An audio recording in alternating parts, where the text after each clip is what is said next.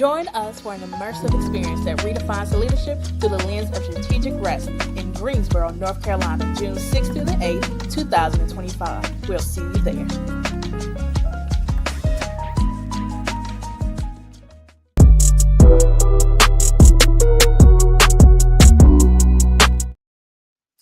Good morning, good morning, good morning, and welcome to Strategic. No, this is Power Nap Live. We got too many books and too many things that we're doing, man. So this is the Power Nap Live, where we take 30 minutes every week to get you where you need to be to get through the next week practicing strategic rest. So I'm here with my favoriteest co-host, Dr. K, and I'm starting the show the same way I always start the show. How you doing? I'm good. It's what is this? Springtime. So a lot more sun out. That is true, because you always tell me that like winter is not your favorite part of the year at all. Not at all. I don't like the cold. Ah, Nothing about the cold. and I feel like I thrive in the cold. My outfits, everything, because when I'm hot, I'm just like, so it's just ugh. I was laughing so hard because somebody on Threads the other day posted that there's, well, this is gonna sound so bad, but she posted that her seasonal depression was about to start because the sun was, was getting hot. And I was like, I feel that 100%. Like I totally understand it. Summer for me is figuring out how to dodge people's like invites, because I hate being out in the summer. I hate it. I want vacation in the summer. So I totally get it. It's kind of like how rest looks different for different people, right? Yeah. Fall and spring are probably my better. Those are the seasons I like the most. I don't like being cold and I don't like being hot. So I like a comfortable 70, 75. So yeah. Okay. 70, 75. Oh my gosh. I would be so warm. Well, in some, like, for example, I think it also depends on the wind. Yeah. Because in some spaces, 70, 75 is very light jacket weather. Yes. Right? You may still need a jacket or two, something light, or a hoodie. Yeah. So Now listen, I've been waiting to tell you this because most people don't know that we don't like this is us talking to each other. This is our weekly catch up. So sometimes there are things I may not have said to Dr. K yet until we get into this space, because we just jump in and are having a conversation. So let me tell you something I did this weekend, okay? So I and a few friends went to, because somebody was telling us about it, and I was like, oh my gosh, I have to try this. So we went to this place called Soundworks, I think, and it's a DJ academy. And they did this thing called Sip and Spin, and baby DJ Duchess. I've been real inspired by my girl. I gotta, shout out my girl Megan, the Duchess of Sussex, okay? A real one, and I can't wait. One day I'm gonna meet her, and I'm gonna be like, girl, I shouted you out in my show back in the day because you a real one. Okay, so anyway, so because of my Megan tease, because you can't call her Meghan Markle, don't do that, that's disrespectful. Okay, she's a part of she has a family. Okay, the case is, we went and had this DJ experience, and it gave me such an appreciation for DJs. Their work is so hard, and I truly had no idea how hard DJing is, right? I feel like we always kind of think that folks are playing just a playlist or whatever the case is. But as I was like spinning and doing all kind of stuff, they even posted a video of me on their social media that had me so tickled. I'm gonna have to show it to you at some point. But I had such a good time. But while I was there, I started to think about rest, obviously, because even though, I mean, my voice is raspy, I laughed and yelled and all kind of stuff the whole time.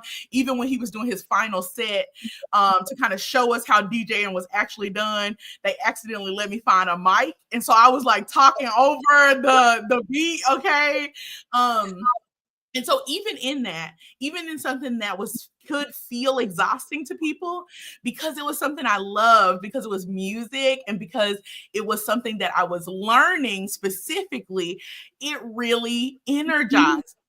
And so today I wanted us to talk a little bit about that, because that literally is one of the pieces around our book and around the framework.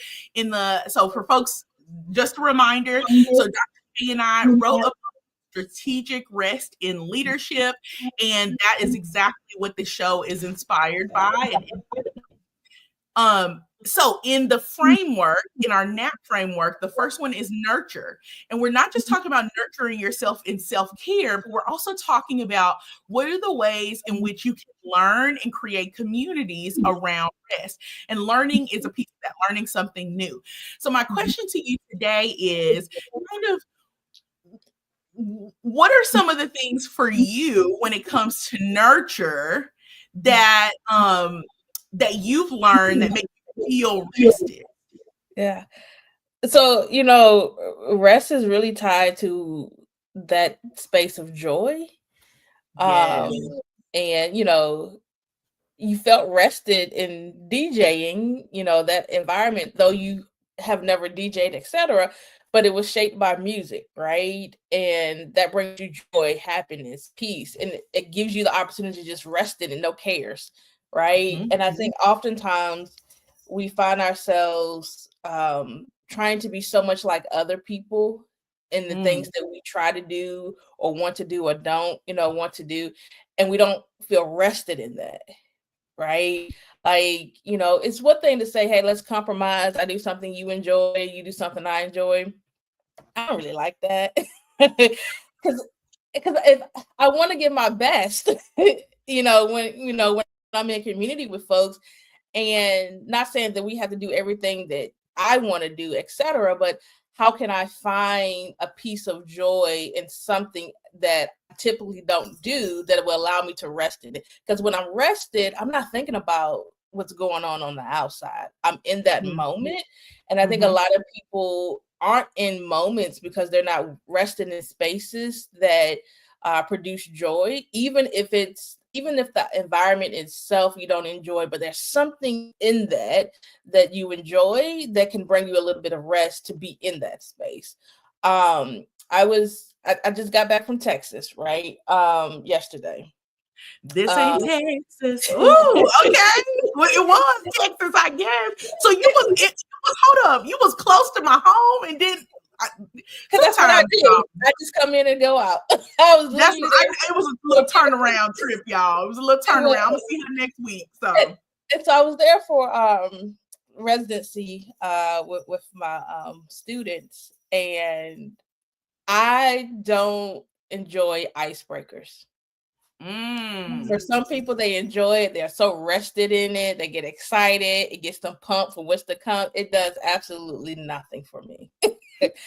And part of the icebreaker was the faculty come up, introduce yourselves, and then the question. Tell everyone, if you could have a superpower, what would it be? And my immediate thought was, what? Like, first of all, I don't like the question. Second of all, I don't like icebreakers. And then I ended up being the last person. So everybody, the typical, if I could fly, if I could teleport, all these things. And I'm like, what am I going to say? And I was like, got it. When it got to me, I introduced myself, etc. And I said, well, as a Black woman, they say that I am a superpower. oh, and I said nothing for like 30 seconds. And people were like, and I was like, all right, let's get the show started. That was me. Because being disruptive in spaces for positive change, of course, brings me joy, right? Yes. Which led to, me presenting some things to the students, but students coming back to me and saying, how do you do that? And I was just like, what? And I was like, how do you command a room? That's what I want to do, right? You're so you. And that to me felt like a piece of rest, right? And so I think about even though, the environment of being in a conference center, classroom, etc., the work that comes with writing a dissertation, all of that stuff, I don't feel like doing that. But in that moment, I did something that I knew would bring me joy and rest. Because when I'm rested, I'm my most productive self. And Mm-hmm. because I just showed up as me and not prescribing to what everyone else was doing in that space, I was able Mm-hmm. to give to my students in a way that I would not have had I just leveled in the space of, oh, I don't like an icebreaker. If I could fly, and then that would have been the rest of my day, right? And so as I think about even in your experience, I wish people would get into spaces of, even though the environment may not be it, there's something in the environment that I can enjoy that brings me rest, that allows me to just be in it. And I don't think we Yeah. do that enough. No, absolutely. And to be authentically yourself. There was like like I told you, there was a video that somebody, it wasn't anybody who was with me, but somebody who worked at the studio kind of shot of me like really vibing. I don't know what I could have been listening to that would have needed me to be doing this, but whatever it was, baby. I was in there doing this. Like, I don't know what I was doing. And then I'm like throwing my hair and like doing all kind of stuff. It is so funny. I'm gonna have to show you the video. But whatever the case is, I think I put it in my story. So if you're friends with me on like Facebook, where the elder millennials play, feel free to go check that out. But whatever the case is, that's the thing, right? So often we underestimate the ability for us to be our authentic selves in making spaces that we navigate restful, Mm-hmm. right? When you're not pretending to be something else, when you are fully immersing yourself in something and not worried about what other people see, think, hear, feel about what you're doing, you can experience rest, Yeah. strategic rest. And that's what it's about. Because I did not even see this person. The only reason that I even knew this video existed is because somebody else sent it to me going, girl, you are on these people's social media having so much fun. and Yeah. and that's the thing. I know for sure, and especially as we work with clients and talk with people who are not experiencing strategic rest and are just beginning their practice of strategic rest, so Mhm. much of freeing yourself is just allowing yourself to be, Yeah. right? Yeah. And that is so powerful in so many ways. We talked about that before, that being is the first step to being able to do anything that you're trying to do, but also just being in a state of be. Like, I don't know how to explain that even better, but really just allowing whoever you are to curate spaces. Because also, and this to me is incredibly important, and that's why in nurture the community is important, because the people that I took with me were people I felt comfortable being silly and being myself with.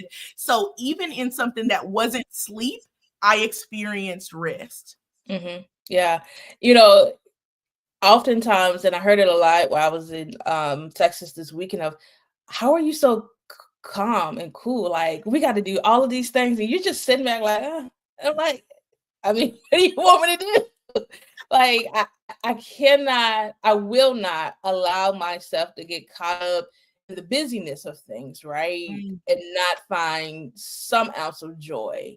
mm, Um, and happiness and joy is two different things, right? And I think so mm, many people are fixated on happiness in something that they mm, forget that happiness comes and goes, and joy is very it's like purpose. It will always be there, right? yes. And you can continue to fuel your joy, right? Which is why it's so important to get clear on what brings you joy as it relates to rest in the different aspects of whether it's physical rest, social rest, intellectual rest, etc.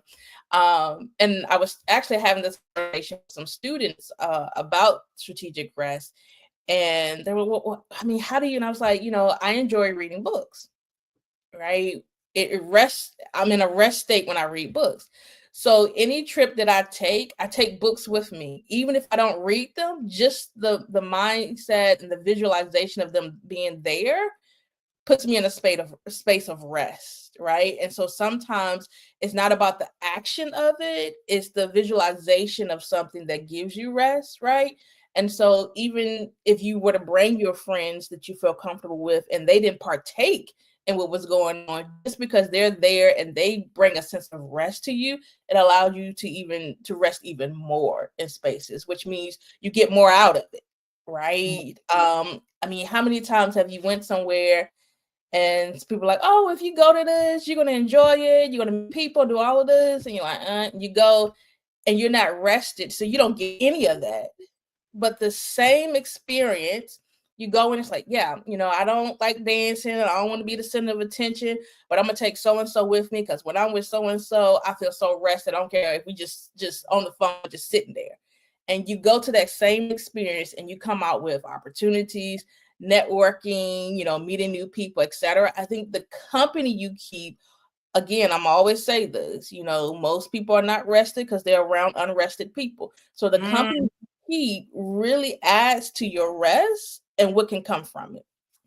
Absolutely. Hands down. I believe that wholeheartedly. So my sister's in town. She did a little 24-hour you know what I'm saying? Listen, when you got it, When you okay. got it like that, I guess you can. It ain't tricking if you got it, okay? That's what the old apostle used to say, okay? Whatever the case is, I just have been so grateful to have her here with me, even for a little bit of time, because literally when she's here, even though the entire time we're up, we're laughing, we're doing things, when she leaves, I feel rested. There's a piece of home, even though it still always feels like home wherever I am with my husband. But there's something about when my sister comes that it is so high energy, but yet it is also calming, right? It is also restful when I experience her presence. And I had to laugh this week because we've all been there. We all do a little doom scrolling on some of the social media. And this was the first time that I experienced this. So every once in a while in my feed, I'll get a video where someone randomly tells you unclench your jaw and put your shoulders down. Have you ever seen one of those videos before where they're like telling you, because most of the time people who are doing stuff are like tense, and it's so wild how that's a universal like experience for people, that so many of us are sitting there doing something that is not requiring your mind to do a whole lot, but yet you're completely tensed, right? And so for the very first time in a long time, when someone said that to me, my jaw was not clenched and my shoulders were not up. And I kind of giggled at the fact that the person had said it, knowing that if I go to the comments, I would see a bunch of people going, thank you. I needed that. I needed that reminder. And so just in practicing strategic rest, but also like shifting so many things about my life in order to support strategic rest, especially recently, starting at the beginning of the year, it just has been amazing to just experience life in a way that doesn't feel like I'm constantly reacting to things, Yeah. right? And I want that for people so badly. And I know for sure that the NAP framework can help you do that.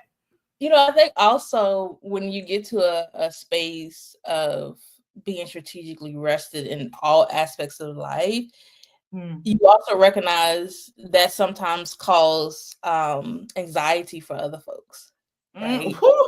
I'm gonna give you so again, back to my Texas trip. My flight was leaving at 6:30 p.m. Central. And I fly out of Austin, which is about 90 minutes from where I was at. And so I had to get on the road. But the workshops and spaces we were in didn't end till like 3 o'clock. So I'm like, I get there in 90 minutes to give myself 2 hours to account for traffic. And so my colleagues, they're, like, if you need to leave early, it's okay. I was like, no, I'll probably leave around 3:15. I was like, are you sure? Because, I'm like, no, I'm good. I'll leave. So I ended up leaving around 3:25 p.m. Central. Okay. I wasn't speeding because, the speed limit was like 75 on 35. So, at most I went 80. Stopped, got me some gas because I was like, I was in a rental car. I'm not gonna pay that extra money, so I'm gonna pay a little $20 to fill it up. Stop. I got it to the airport and parked my car. I had 25 minutes before boarding. Now, granted, I didn't have any checked bags, but still, Okay. this causes people anxiety, Yeah, for right? sure. And so I'm taking my time, getting stuff out my car. I'm rolling. I get to pre-check because I'm, TSA pre-check.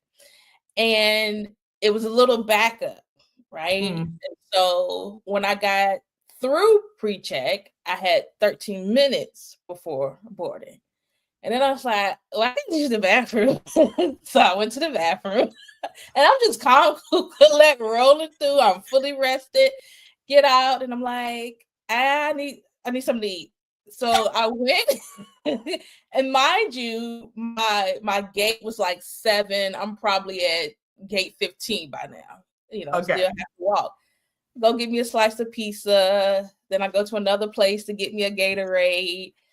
And then I get to not the terminal, the gate, and 3 minutes to spare before boarding. And I'm like, I'm gonna sit down and eat some pizza.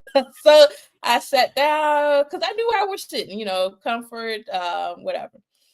And then they get ready to call my zone. So I'm getting up and I'm going, and I scanned my ticket, and the attendant or whatever you call them, she said, she was like, da da da. I was like, excuse me, what? She was like, 1D, and I was like, what? You're in first class. I was like, oh, okay. So I have been upgraded to first class, right?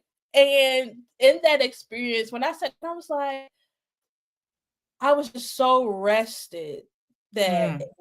it was just smooth sailing, and the reward was first to be upgraded. And Yeah. I began to think, how often are we so in spaces where we like, and we don't get upgraded in our lives because of Mm. that, Mm. right? Because we're not really willing to take, whether you call it risk or calculated risk in spaces, right?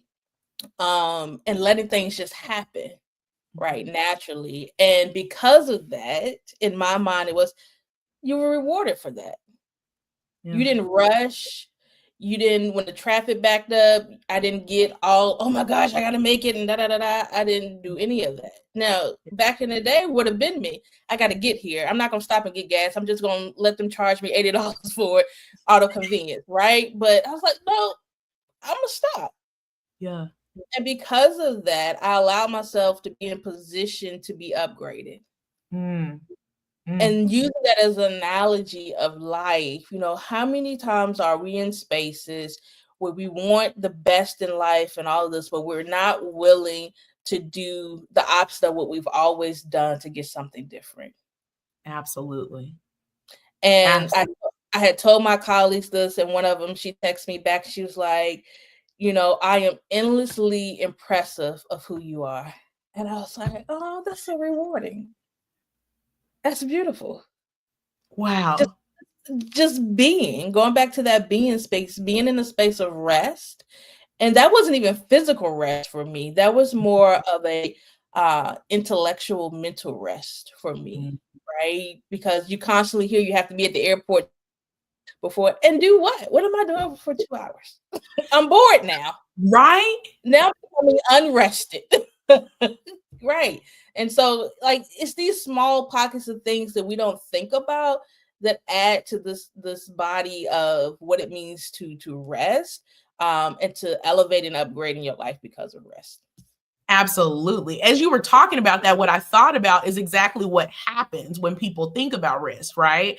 So oftentimes people do it differently, that they're so frustrated by the time they get there because they keep saying the rest will happen, right? I'll rest on the plane. I'll sleep on the plane. I'll do all of these things on the plane, missing out on so much rest that they can have in the journey. Does that make sense? Not putting it off, because there are many times where before where I would be like, I'm just gonna, I'm gonna make it to the weekend, right? If I make it to the weekend, then that can happen. And then chaos happens in the weekend and I end up not being rested at all, right? And so now it's like, no, I'm gonna find a space and a thing or a group of people or something I want to learn or whatever the case is to integrate rest into every part of our journey. That's the mindset that we are that is imperative to change. That rest can't be a destination or something that happens when you get somewhere.